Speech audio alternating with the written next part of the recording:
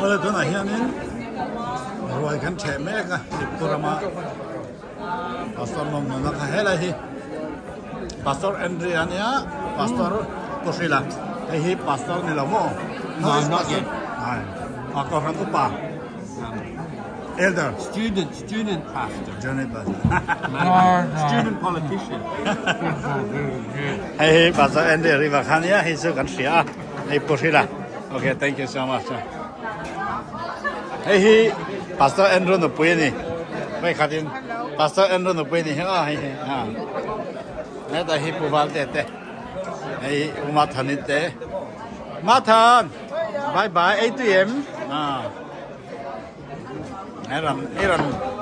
Iron phía lâu thì cả hào đấy mà. Nãy ta hi nên ma mình cái nó ba chung quá ni. Thế là mà hiện sập rồi, nếu sập rồi thì xây lẩu mây là, recommend lẩu mây. Thế là u liền như thế kia, u liền như thế nụ ba.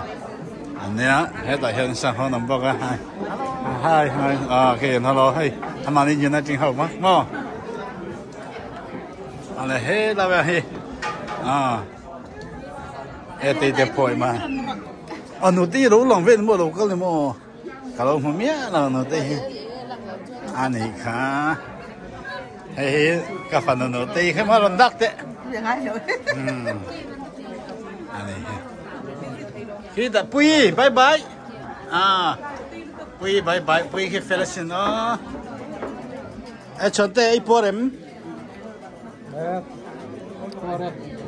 anh chọn, mà mình cái bye bye, tê hey cái chuyện bắt tê anh này hey là cái nó có chỗ là cái phát tu đó nhé.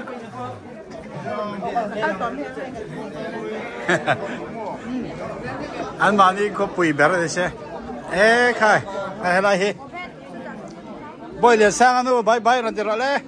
Bây giờ sang anh nó đi sai cái chuyện ba nó bụi, anh này.